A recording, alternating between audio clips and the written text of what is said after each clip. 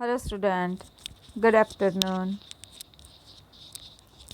हमने अगले वीडियो में चैप्टर 5 स्वराज्य की नींव इनके बारे में जाना था, वो हमने समझा था चैप्टर।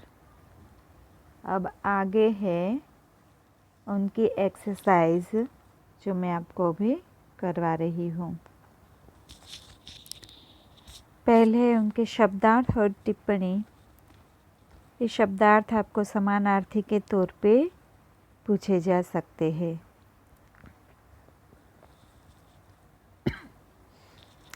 पहला शब्दार्थ है प्रलय, यानी सृष्टि का विनाश।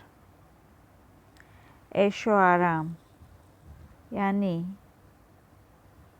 विलास प्रियता।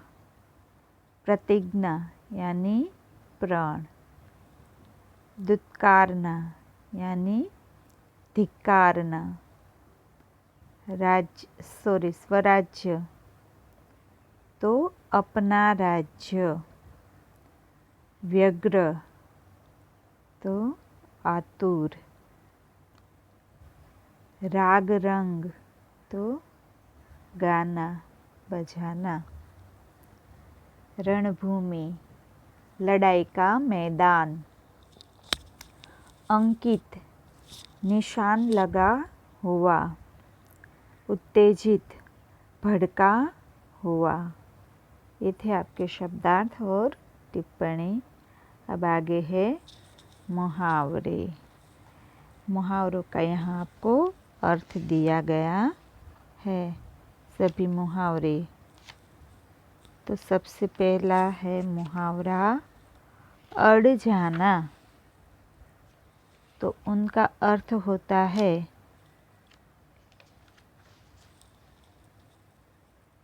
सॉरी, आपको अच्छी तरह से दिखे इसलिए थोड़ा बड़ा कर देती हूँ। अड़ जाना तो उनका अर्थ होता है किसी बात को मनवाने की जिद करना। अगर हमें हमारी किसी भी बात को किसी से मनवाना हो तो मनवाने के लिए उसकी जिद पकड़ लेना, उसे कहते हैं अड़ जाना। उनका अड़ जाना वाक्य में भी प्रयोग में आपको बता रही हूँ। मैंने बहुत समझाया पर लड़का अपनी जिद पर अड़ गया। उनके बाद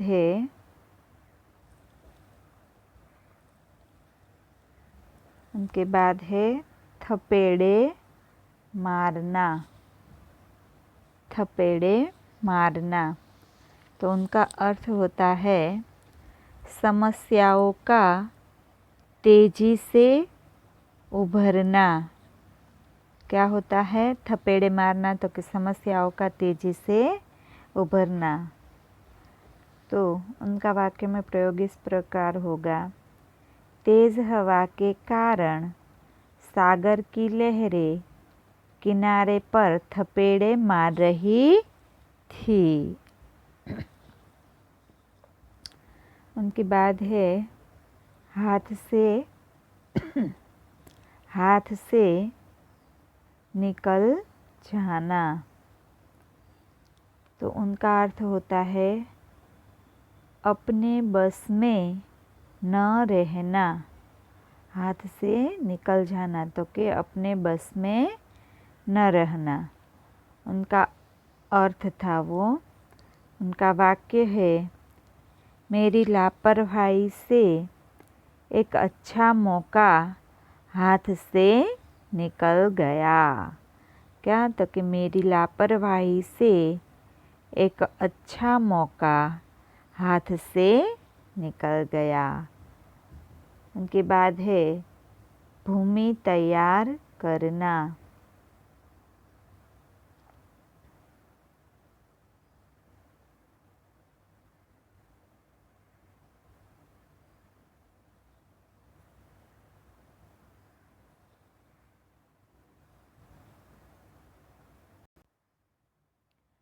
भूमि तैयार करना, उनका अर्थ है आधार बनाना, भूमिका बनाना। ये दोनों ही उनके अर्थ है। आधार बनाना, ये है आधार बनाना, और दूसरा अर्थ है भूमिका बनाना। इनका वाक्य में प्रयोग होगा दोनों पक्षों ने मिलकर सुलह की भूमि तैयार की, सुलह की भूमि तैयार की, उनका आधार बनाया। अब आगे है नींव का पत्थर बनाना। तो नींव का पत्थर बनाना, उनका अर्थ होता है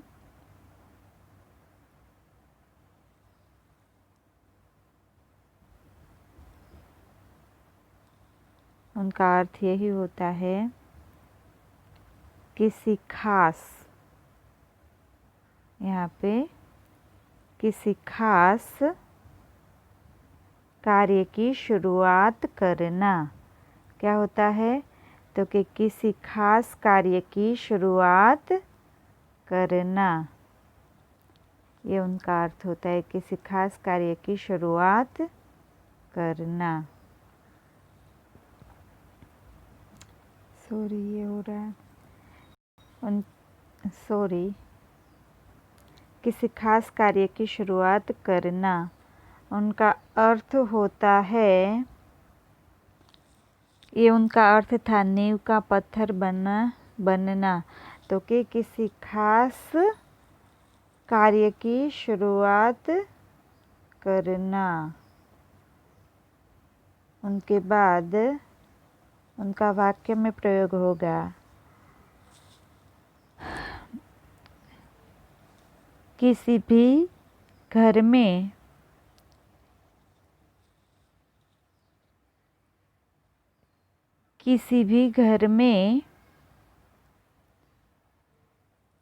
अच्छे काम की नींव का पत्थर बनना। घर में कोई भी खास कार्य की शुरुआत होती है तो उनका अर्थ होता है नींव का पत्थर बनना, किसी खास काम की शुरुआत करना, ये उनका अर्थ है। उनके बाद है नींद हराम करना। तो नींद हराम करना, तो उनका अर्थ होता है गहरी चिंता में डाल देना, या तो गहरी चिंता करना। तो उनका वाक्य में प्रयोग होगा आतंकवादियों ने सरकार की नींद हराम कर दी। उनके बाद है पाताल से खींच लाना। तो उनका अर्थ होगा किसी इच्छित वस्तु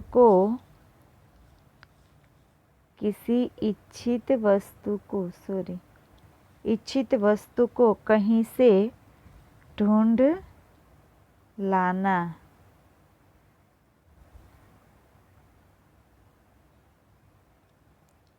इच्छित वस्तु को ढूंढ लाना।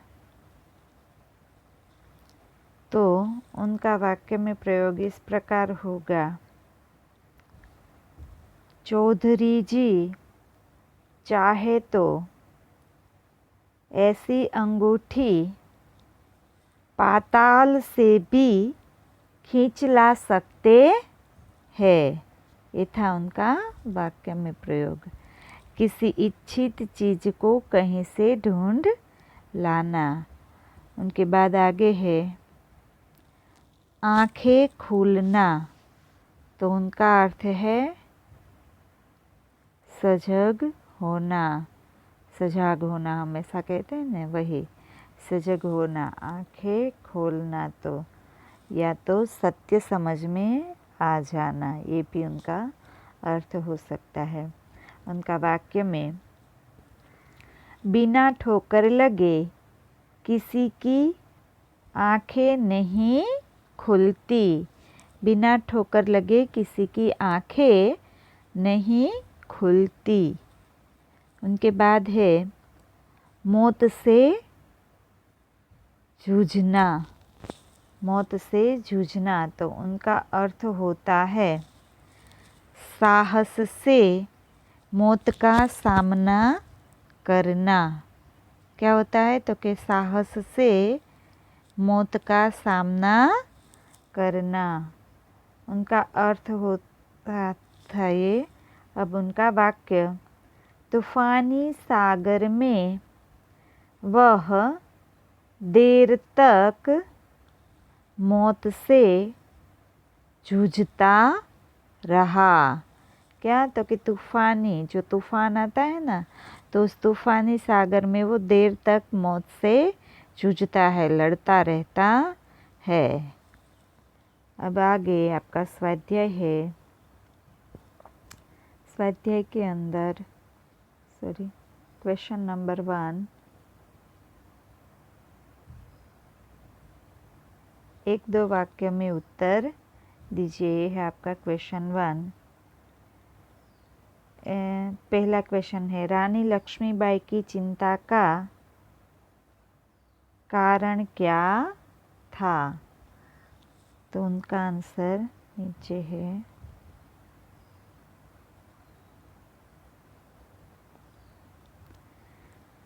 रानी लक्ष्मीबाई की चिंता का यह कारण था कि बहुत प्रयत्न करने के बाद भी स्वराज्य उनके हाथ में नहीं आ रहा था। ये उनकी चिंता का कारण था। अब आगे दूसरा क्वेश्चन है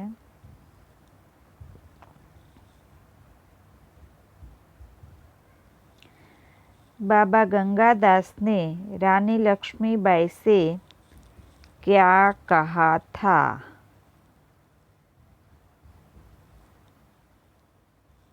तो बाबा गंगादास ने, ये उनका उत्तर है, रानी लक्ष्मीबाई से कहा था कि समाज में छुआछूत, ऊंच नीच और विलास प्रियता के होते हुए हमें स्वराज्य नहीं मिल सकता।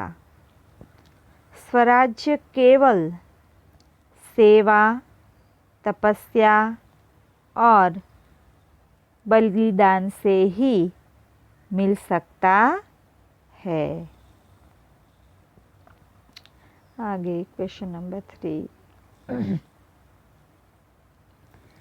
रानी लक्ष्मीबाई ने क्या प्रतिज्ञा की थी। तो रानी लक्ष्मीबाई ने क्या प्रतिज्ञा की थी। तो कि रानी लक्ष्मीबाई ने तीसरा आंसर, रानी लक्ष्मीबाई ने झांसी को फिर से जीत लेने की प्रतिज्ञा की थी। क्या की थी तो कि रानी लक्ष्मीबाई ने फिर से झांसी को जीतने की प्रतिज्ञा की थी। वो दोबारा उसको जीतना चाहती थी। आगे जूही सेनापति तात्या का पक्ष क्यों लेती है। क्वेश्चन नंबर 4, जूही सेनापति तात्या का पक्ष क्यों लेती है।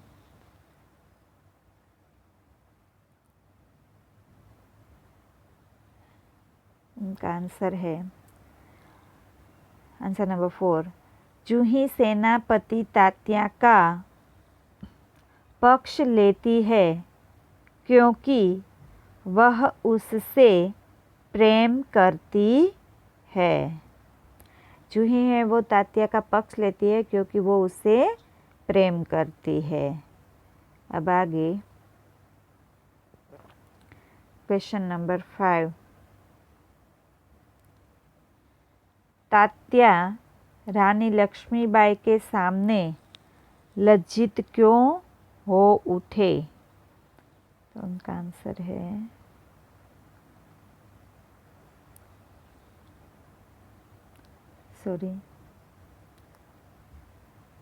Answer number 5। रानी लक्ष्मीबाई ने तात्या को सरदार कहकर संबोधित किया।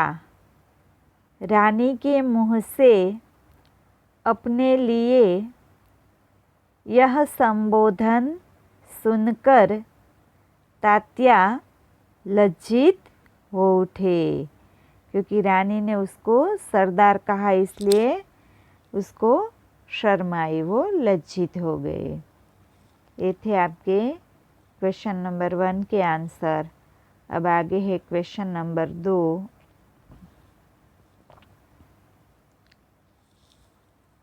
पाँच छह वाक्य में उत्तर दीजिए। उनका पहला क्वेश्चन है,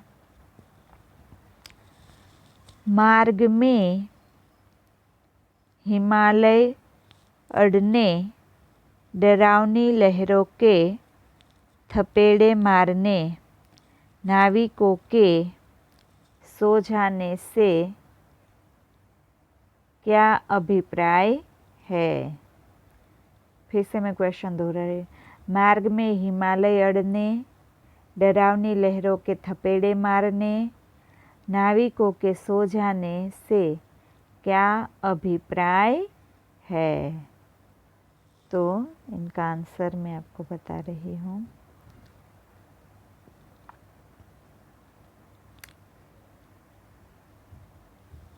आंसर नंबर 1, रानी लक्ष्मीबाई को अपनी प्यारी झांसी शत्रुओं के हाथ में चले जाने का दुख है। स्वराज्य की मंजिल हर बार पास आकर दूर चली जाती है। रानी स्वराज्य को पास आते हुए देखती है, पर तभी हिमालय जैसी बाधाएं उनके मार्ग में आ जाती है। जब वे इन बाधाओं को पार करती है तो मुसीबतों के महासागर सामने उमड़ जाते हैं। तब वे उन्हें पार करना चाहती है तो देखती है कि नाविक सो रहे हैं। ये नाविक है विलास में डूबे हुए। उनके साथी सेनापति तात्या, राव साहब, बांदा के नवाब आदि वो सब सोए हुए हैं। क्या होता है कि जब रानी लक्ष्मीबाई झांसी के शत्रुओं को उनके हाथ में देखती है तो रानी को अच्छा नहीं लगता कि उनकी झांसी उनके शत्रुओं के हाथ में चली गई है। उनको इस बात का बड़ा दुख होता है। वो झांसी को फिर से पाना चाहती है। वो स्वराज्य की मंजिल फिर अपने हाथ में लेना चाहती है, पर उनके जो साथी है वो सब विलासिता में डूब गए हैं। और जब भी रानी को लगता है कि अब झांसी मेरे हाथ में आ जाएगी, स्वराज्य मुझे मिल जाएगा, तब भी उनको हिमालय जैसी बाधाएं बीच में आती हुई दिखाई देती है और उनकी वजह से उनको बहुत सारी मुसीबतों का सामना करना पड़ता है। तो मुसीबत उनको महासागर जैसे दिखती है, बड़ी बड़ी। वो उनके सामने शायद नहीं टिक पाएगी, ऐसा वो महसूस करती है और उन्हें पार करना चाहती है, पर देखती है कि उनका नाविक यानी कि जो उनके साथ लोग उनके काम करने वाले थे वो सब विलासिता में डूबे हुए हैं। यही इनका भावार्थ है। अब आगे क्वेश्चन नंबर 2।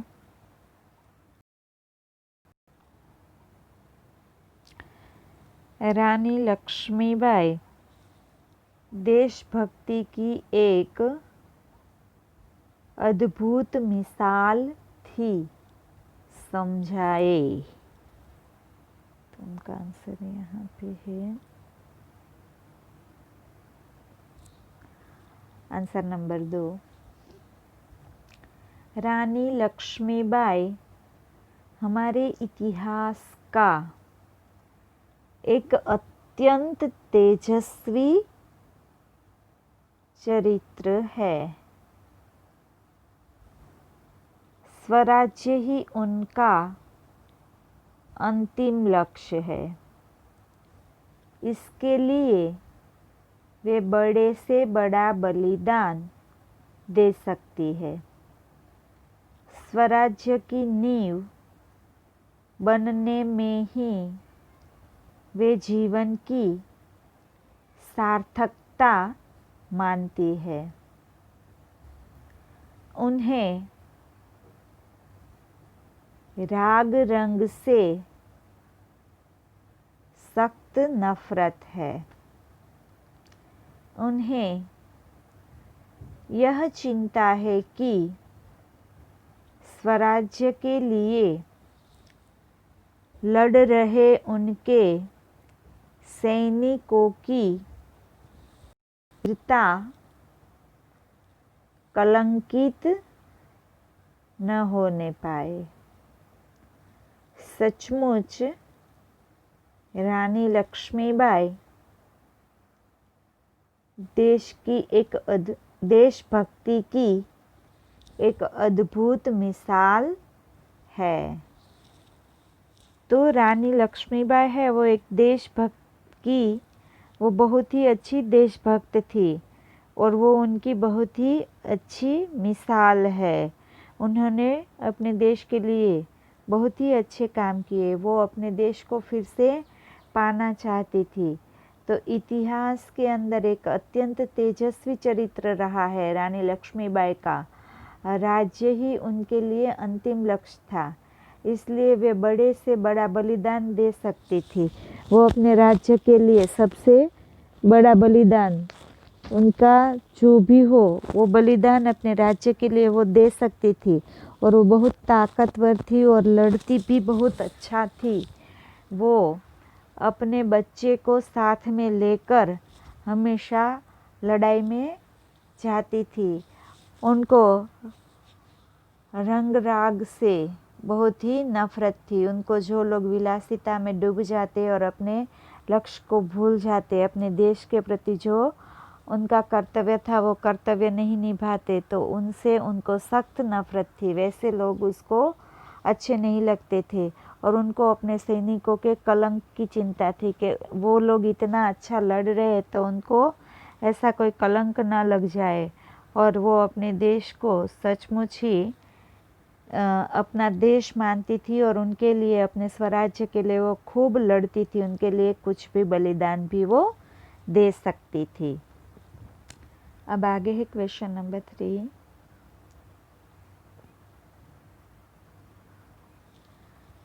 स्वराज्य की नींव शीर्षक कहाँ तक सार्थक है? प्रस्तुत एकांकी के लिए कोई एक शीर्षक दीजिए। तो कि स्वराज्य की नींव शीर्षक, इस पाठ को जो शीर्षक दिया गया है वो कहाँ तक सार्थक है? तो ये उनका आंसर है, आंसर नंबर 3। सन 1857 का सैनिक विद्रोह भारत का प्रथम स्वतंत्रता संग्राम माना जाता है। उसमें झांसी की रानी लक्ष्मीबाई, जूही, मुंदर, तात्या टोपे, रामचंद्र तथा रघुनाथ राव आदि ने अपनी अनोखी देशभक्ति का परिचय दिया था। ये सब अपना बलिदान देकर स्वराज्य की नींव के पत्थर बन गए। बाद में इस एकांकी के पात्रों के न्याय, तपस्या और बलिदान की नींव पर ही भारत की आज़ादी की इमारत खड़ी हुई। इसलिए इस एकांकी का शीर्षक स्वराज्य की नींव बिल्कुल सार्थक है। इसके अन्य शीर्षक हो सकते हैं, स्वराज्य की आधारशिला और आज़ादी के वे परवाने। तो क्या कहते हैं कि इस एकांकी का शीर्षक स्वराज्य की नींव वो बिल्कुल सार्थक है, क्योंकि इस के अंदर रानी लक्ष्मीबाई, जूही, मुंदर, तात्या टोपे, रामचंद्र जी तथा रघुनाथ जी आदि ने अपना अपना बलिदान दिया है और अपना बलिदान देके अपनी देशभक्ति साबित की है, उसका हमें परिचय दिया है। इसलिए उन्होंने जो काम किया है उस काम की वजह से हमारी आज़ादी का, हमें जब आज़ादी मिली उनकी नींव उनके ऊपर रखी गई है।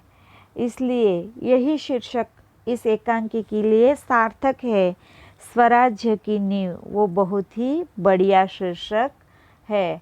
उनके और 2 शीर्षक यहाँ दिए गए हैं, और भी उनके शीर्षक हो सकते थे।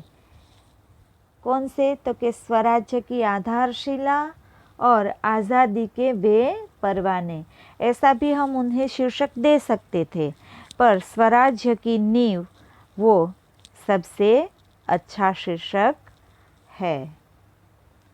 अब आगे क्वेश्चन नंबर 4।